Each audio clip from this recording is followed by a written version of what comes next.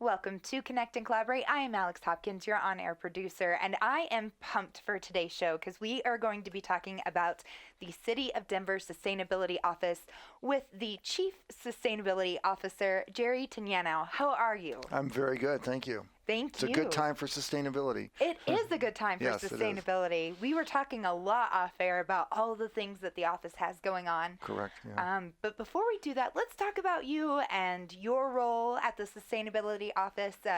You said that they call you the Chizo there. Short for Chief Sustainability Officer. Yes, I am a very fortunate man because I have what I think is the best job in the world in the best city in the world. And obviously can't do any better than that.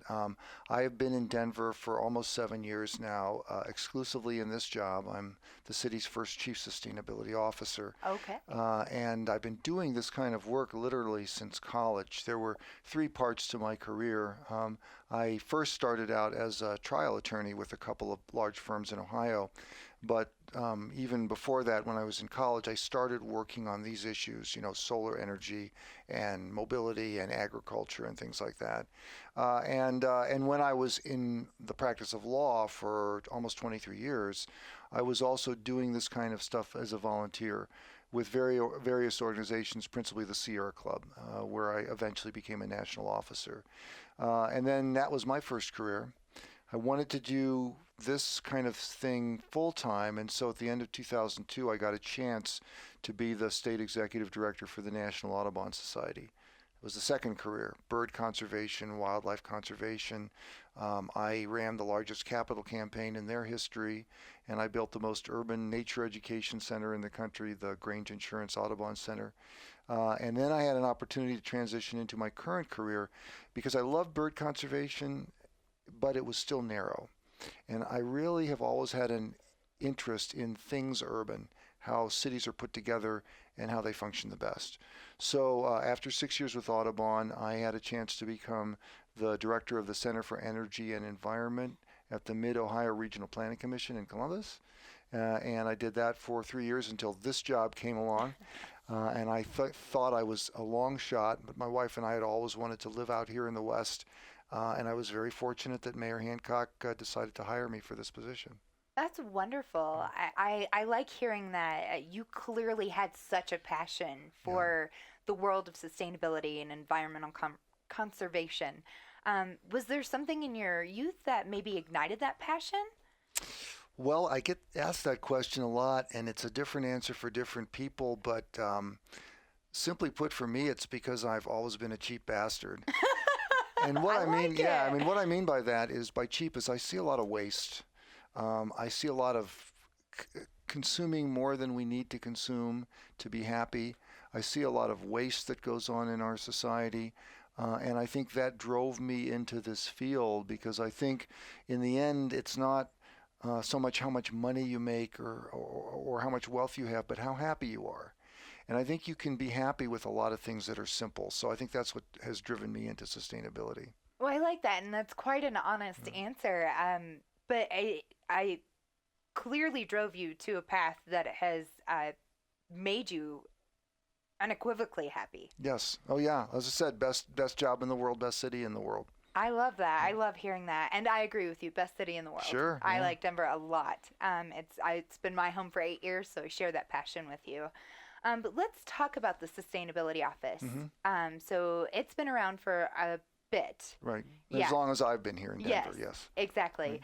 Right. So let's talk about that foundation and what exactly it is you play in the role in the city of Denver. Yeah, there were some basics that Mayor Hancock set up when he created his version of sustainability. The city had been in this space before. Mayor Hickenlooper had a program called Green Print Denver, but the Mayor Hancock wanted to take it to another level. So there were a few basics. First of all, he wanted to organize everything we're doing around basic resources. We are a city that's isolated from other cities. We have a harsh four-season climate. Our precipitation, our rain, and our snow isn't always predictable. Our soils aren't that great. So Mayor Hancock has always understood that to have a prosperous city here, both today and for the long term, we had to protect our basic resources. So he wanted our sustainability program to be organized around that. And a lot of the things you do to protect your basic resources also happen to prevent pollution and provide green space and have more plants and healthier air and so forth. So that was where he started. And then he said, he gave me a 4-word agenda. My agenda was scale and everybody plays. That's the entire agenda around those protection of resources. By scale, he meant he wanted us to focus on programs that moved numbers in a big way. Because while some cities do pilot programs or demonstration projects, those don't move big numbers. He wanted us to move big numbers because we have to protect our resources. We have to maintain our prosperity. So he said, I want you to focus on big programs that will move big numbers. And then by everybody plays, what he meant was he wanted sustainability to be the core business value of every agency of the city, no matter what it did. There are some agencies that are sort of traditional sustainability agencies. You can imagine what they are. Public Works, they maintain our roads and they handle our stormwater and they pick up our trash. Department of Public Health and Environment, they are dealing with our food system and pollution and so forth. But the mayor didn't want sustainability to be something that was off in one corner that some people were doing and others weren't.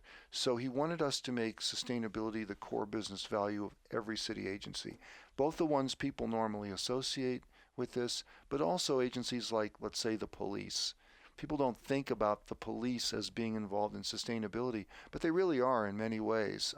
And so he wanted us to make this a core value of the city, so that after he is finished as mayor, it lives on. And that was basically the basic contours of what he wanted us to do. Awesome. I think that is an ambitious goal, but it's something that is coming to fruition, right? It is, yeah. Over the 7 years that I've been in the sustainability office, I have seen steady improvement within our departments. They are really embracing sustainability and the basic value of incorporating it into what they're doing. We see more and more champions in the city bureaucracy. We see more and more involvement in the budget requests and so forth. So yeah, I'm feeling pretty good about the progress we've made in 7 years. Yes. Let's talk a little bit more about your accomplishments here as far as the sustainability office is concerned. One that I think our audience might be excited about, they should wait for some news on April 11th, right? Yeah, we are like other cities. We're constantly being rated and ranked in a lot of different things, and Denver tends to do pretty well in sustainability ranking. We're a gold level city in terms of our walk friendly rating. We're one of the top 10 cities in the country in our energy efficiency of our buildings. We're one of the top 10 in installed solar capacity. But there's a new kind of high-level ranking system called LEED for Cities that the U.S. Green Building Council has started a couple of years ago. It's meant to be the basis for comparing cities all over the world to each other, much as they already compare buildings to one another through LEED for Buildings. So we have submitted an application, and the result will be announced on April 11th. And I don't know yet what the result will be, but I'm cautiously optimistic we're going to have some great news for the people of Denver. They're going to be very satisfied with how their city rates compared to others, and very pleased with the product that we've produced here. That's amazing. Well, an early congratulations. Yeah, thank you. Is probably in order, and I will be looking out for that news April 11th again. Correct. Other things that we've got going on. This is one thing that I am excited about. So this is a national magazine called Solutions, and it is solely focused on sustainability. Correct. All over the world.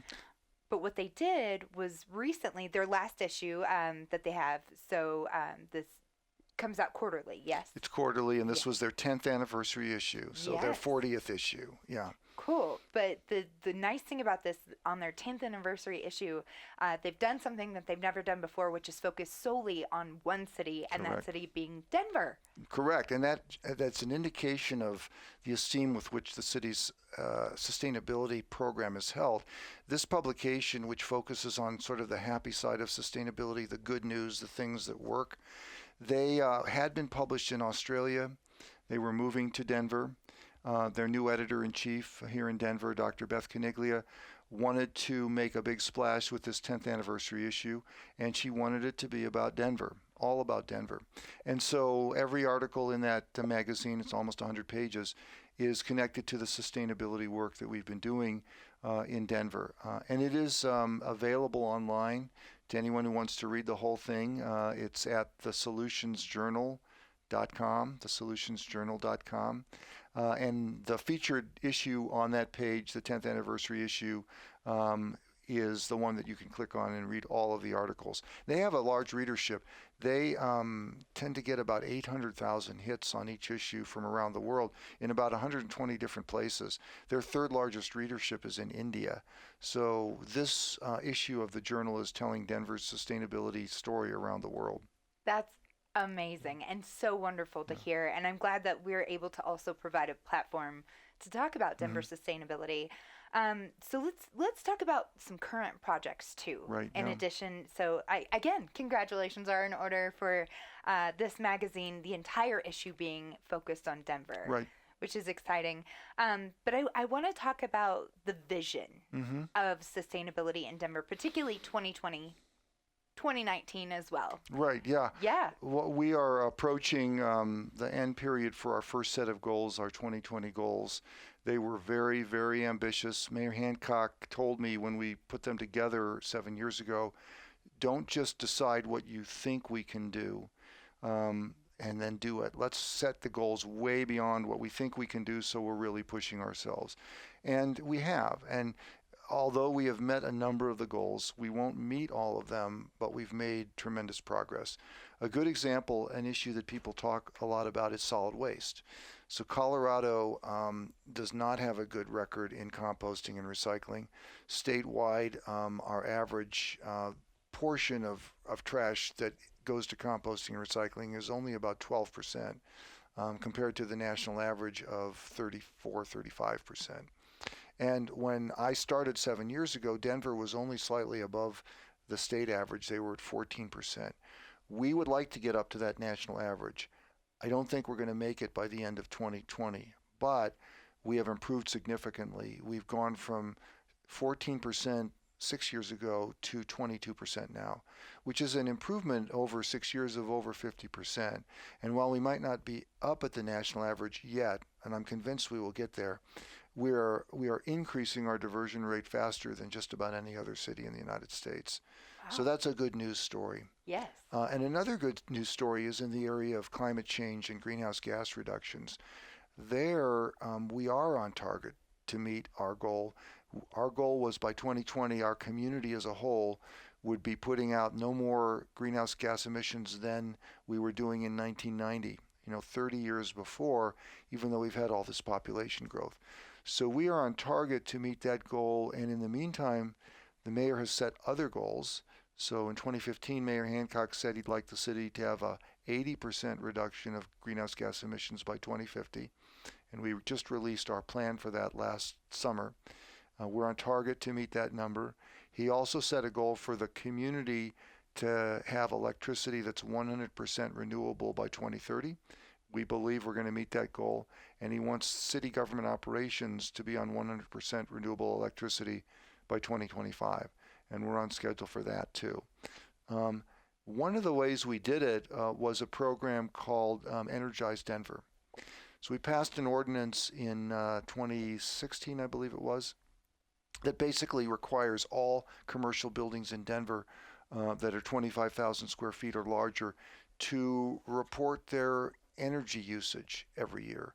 And we give them a score using a system called Energy Star. And we publish everybody's score up on a map that's available to anyone. The website for that is just energizedenver, all one word, .com. Go to energizedenver.com and you can see the entire map and play with it and look at any building and so forth. And what we found from year 1 to year 2 with the same buildings reporting is in just 1 year, those buildings reduced their energy consumption by 4.5%. Wow. In 1 year. They collectively saved $13.5 million. And so what we're doing is proving that you can be sustainable and green and save money, come out ahead financially.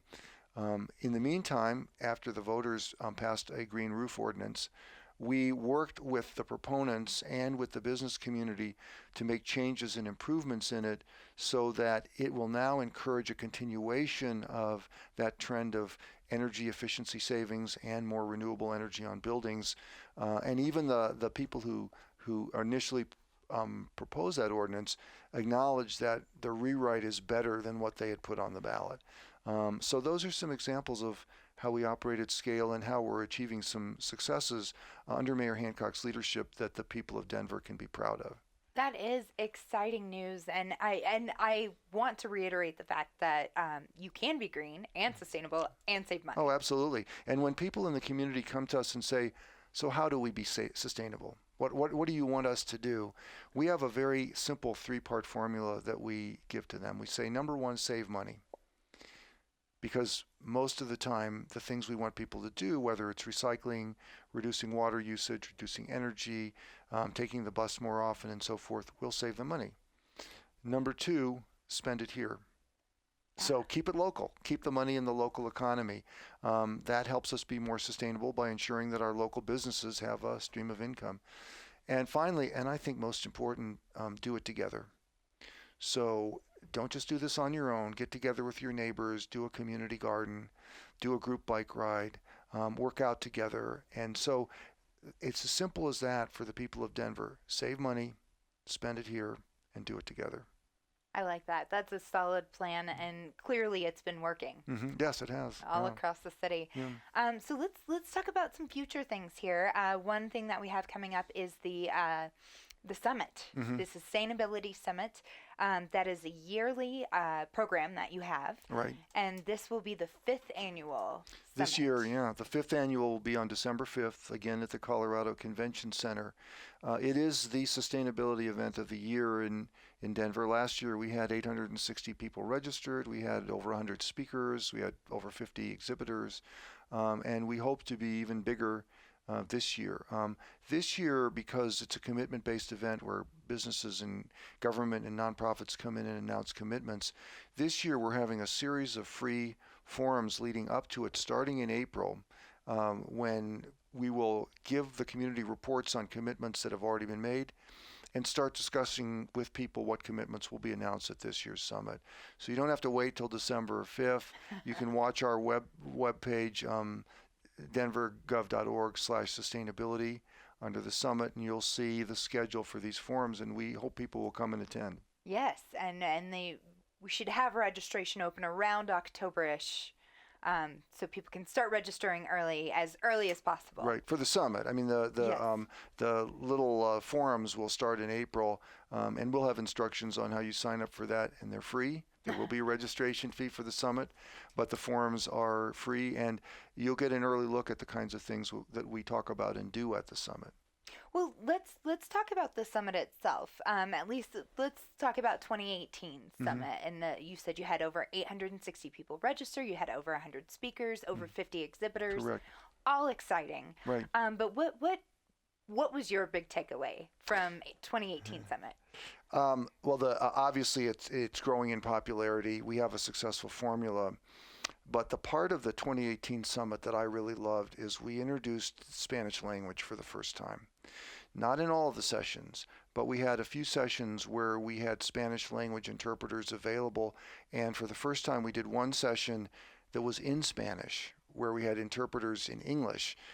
And it was very, very popular. Yeah. So this year, we would like to greatly expand the amount of Spanish language offerings, both translation services that are available throughout the summit, and we'll probably do more than just one in Spanish language itself. It's part of how we build the community for sustainability. You know, Denver is a city where Spanish is spoken in 1/3 of the homes. So we really need to be doing Spanish language at the summit if we want to reach the entire community. Yes, wonderful to hear. That was something that I don't think I read on the site. So Yeah. that's great to know that you're bumping that up, Yes, especially for we are. 2019. Awesome. So let's talk about so past 2020. We know that this is an election year and things may change, but we can't predict that, so we won't go there. Right. But that being said, I imagine that you still have some goals in place and things that you want to do in the future. Obviously, we have some nice goals that we've set up, and we're still aiming and going to hit those. What else beyond that can we see from the Sustainability Office? The recent news on climate change for the rest of the world is not good.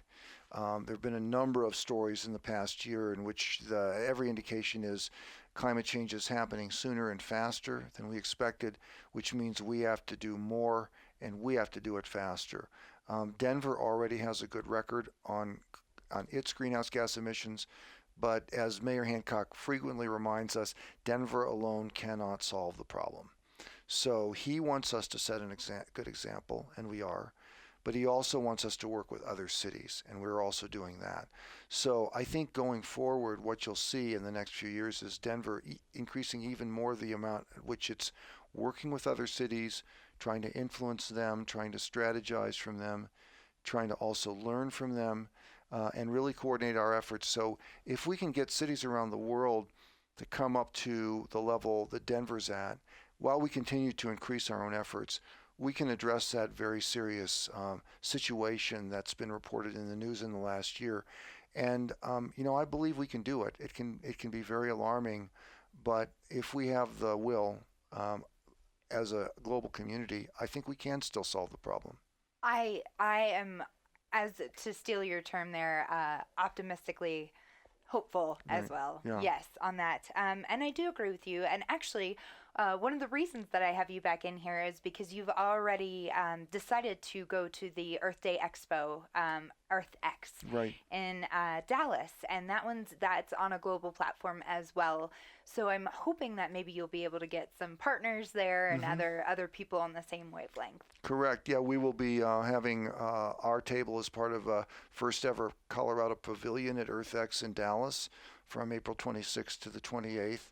And then in June, I'm one of 3 Americans on the Global Executive Committee of ICLEI, which is ICLEI, ICLEI Local Governments for Sustainability. It's 1,500 cities around the world that are already working together on these issues. So our Global Executive Committee is at the end of June, and that will be my opportunity as a representative of Denver to interact with mayors from around the world and to plan a really global effort to solve these problems.